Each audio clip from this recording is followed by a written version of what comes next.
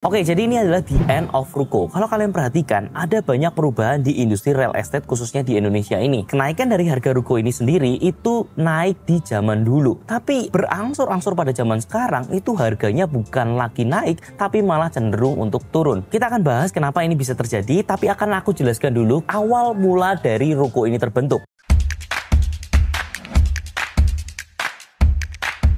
Yang pertama, kita tahu semua properti pada umumnya itu adalah rumah. Tapi kenapa akhirnya rumah ini tuh bertransformasi terus? Karena pada saat dulu Indonesia ketika baru pertama kali dibangun, semua orang itu punya kesempatan nggak bisa sama seperti sekarang. Kenapa? Akses untuk bisa mendapatkan informasi, akses untuk mendapatkan ekonomi yang bagus, itu terpusat di satu tempat, yaitu di Jakarta. Dan pada saat di Jakarta, ada jalan-jalan tertentu yang dijadikan pusat distrik untuk perbelanjaan. Mulai dari sana, itu rumah-rumah dibangun dengan megah atau dibangun gedung-gedung yang bisa dipakai untuk bisnis. Sampai pada saat tersebut, semua orang dari daerah itu nggak punya kesempatan yang sama. Semua orang daerah kalau misalkan mau sukses, mereka harus terbang ke Jakarta, ambil barang di sana, dan dijual kembali di daerahnya masing-masing.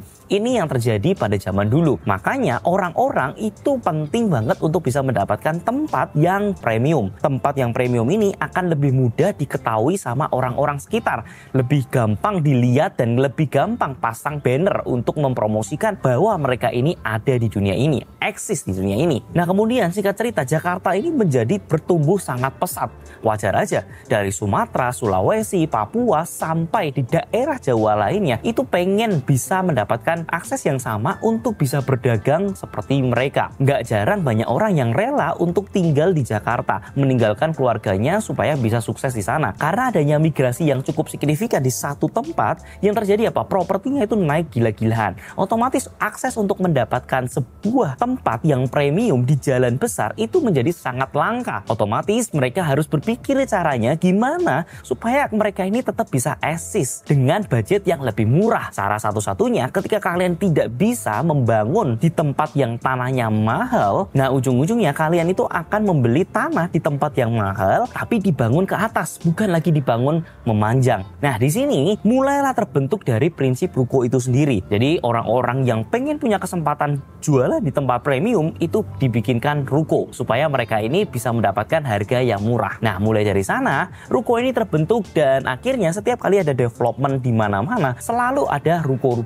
ini sendiri. Nah permasalahannya sebenarnya ini cukup berbeda dibandingkan dengan daerah-daerah. Kalau kita ngomongin di Jakarta dengan di daerah, ada perbedaan yang cukup signifikan. Ketika Jakarta membangun daerah baru, mereka pasti sudah membuat layout yang sangat bagus karena kebanyakan swasta yang membuat. Jadi seperti Sumarekon, Bapak Ibu ngelihat Ciputra, itu semua sama. Dia akan memplotting di bagian depan itu dijadikan untuk ruko. Baru di belakang-belakangnya itu dijadikan tempat buat tinggal. Artinya jelas, kalau misalkan kalian mau berbisnis, ada tempatnya. Kalau misalkan kalian mau tinggal, ada tempatnya. Nggak bisa kalian menjadikan satu, kalau kalian tinggal ada yang bisnis juga di dalamnya, nggak bisa seperti itu. Jadi ini sudah dikonsep, sudah di landscape sedemikian rupa supaya ruko ini tuh tetap bertahan dan tetap bisa mendapatkan traffic. Karena untuk mereka pulang dari tempat kerjaannya mereka harus menyusuri ruko-ruko tersebut. Berbeda dengan ruko-ruko yang ada di daerah. Kalau ngeliat ruko-ruko di daerah ini lebih banyak yang cenderung turun. Kenapa? Karena yes, ada perubahan transisi yang berbeda dari generasi-generasi sebelumnya. Kalau kita perhatikan di zaman dulu, orang-orang untuk bisa mau sukses, kalian harus beli tanah di tempat yang prime. Harus bisa dilalui dengan jalan yang besar, kemudian kalian pasang billboard dan akhirnya produk kalian itu bisa laku. Nah, tapi menariknya, kalau kita perhatikan sekarang, dengan adanya dunia digital, kita ngelihat bahwa ruko yang dulu tuh naiknya gila-gilaan terus, harga tanahnya naik gila-gilaan, harga propertinya naik gila-gilaan, sampai harga sewanya ngikutin dari harga properti itu sendiri. Kelihatannya jadi apa? Jadi terlalu mahal. Orang-orang untuk afford untuk bisa sewa di satu ruko itu membutuhkan biaya yang sangat tinggi. Dan biasanya turnover untuk buat bisnis yang sekarang sangat tidak pasti membuat mereka itu kesusahan untuk berbisnis di ruko lagi. Mereka lebih prefer untuk iklan menggunakan sosial media dibandingkan iklan dengan billboard. Bayangin aja, satu billboard mereka bisa bayar sampai 15 juta, 20 juta. Bayangkan kalau kalian convert itu menjadi iklan yang bisa ditargetkan ke audiens yang lebih tepat, itu bisa mendapatkan traffic sampai jutaan orang. Nah, di sini ada perbedaan yang sangat signifikan. Ketika di daerah, kalian ngomongin semua tempat itu bisa jadi tempat untuk bisnis. Beda banget dengan Jakarta. Kalau di Jakarta memang ada tempatnya. Kalau di daerah, kebanyakan nggak seperti itu. Karena tidak ada development dari swasta yang baru, otomatis mereka ini berdagang ya ala kadarnya. Kadang-kadang daripada aku sewa ruko depan, lebih baik aku ke dalam dikit deh. Bisa dapat tempat yang lebih gede, parkiran lebih luas, aku bisa dapetin traffic dari mana-mana. Akhirnya ruko-ruko ini menjadi sangat tidak diminati karena harga sewanya yang terlalu tinggi dengan bisnis yang sekarang sudah mulai kompetitif sekali, ini menjadi tidak relevan lagi. Jadi untuk traffic mereka masih tetap dapat, tapi biasanya mereka akan lebih senang convert budgetnya itu untuk budget dari iklan. Makanya aku bisa sebut sebagai the end of ruko. Selama tidak ada pengembangan yang cukup signifikan, ruko-ruko ini tidak akan bisa naik dengan sangat signifikan lagi. Terus gimana Ton? Kalau misalkan ruko-ruko yang di Jakarta menurut kamu gimana? Nah, sebenarnya kalau kita ngomongin kenaikan dari harga properti rukonya itu sendiri, aku yakin ruko ini masih bisa cukup mengalami kenaikan asalkan kalian belinya di depan. Propertinya itu sudah tidak bisa naik value-nya sendiri. Mereka ini biasanya harus dibantu dengan developer yang memang pintar untuk membuat itu semua menjadi naik harganya. Nggak bisa dipungkiri, dari developer ini sendiri pun harus turun tangan membantu membuat traffic yang sangat besar di daerah sana, membuat pembangunan yang sangat masif di sana, supaya traffic dari ruko ini juga semakin naik. Dan ketika dia buka klaster ruko yang baru, bukan harganya dikurangin tapi meningkatkan harga dari rukonya itu sendiri.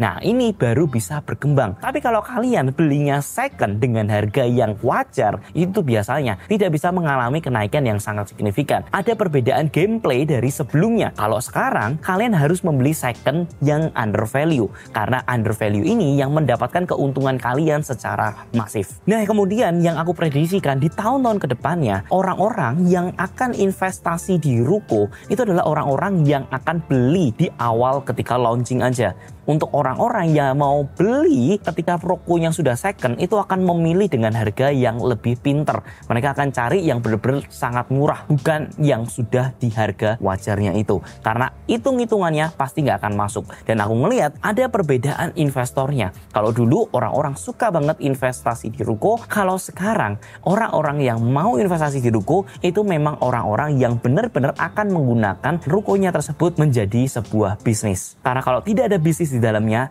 itu juga akan sangat tidak masuk akal untuk membeli ruko itu sendiri. Nah, ini ada perbedaan yang sangat signifikan. Makanya teman-teman harus bisa berhati-hati dalam memilih instrumen investasi tersebut. Nah, aku ingetin sekali lagi buat teman-teman, karena pembelian properti ini akan memakan banyak tabungan Bapak Ibu. Paling enggak Bapak Ibu harus pernah belajar properti itu sendiri. Aku udah sharing banyak banget di video-videoku sebelumnya untuk bisa ngebuka mata Bapak Ibu tentang dunia properti. Jangan sampai ketika Bapak Ibu mengeluarkan uang yang paling banyak Bapak Ibu tabung ini di suatu instrumen tapi mendapatkan reward yang sangat kecil karena nggak ngerti cara mainnya. Pastikan ketika membeli properti diperhitungkan dengan matang. Kalau bisa Bapak Ibu ngeliatin video-videoku sebelumnya, sebenarnya gameplay dari properti saat ini itu seperti apa. Karena gameplay pada saat ini beda dengan gameplay baby boomers zaman kakek kita, papa kita zaman dulu. Semoga video ini bisa bermanfaat. Pastikan teman-teman nonton videonya juga yang lain-lain supaya bisa mendapatkan informasi lebih banyak tentang properti. Thank you for watching, dan seperti biasanya semua akan properti pada waktunya. And I'll see you in the next video guys. See ya!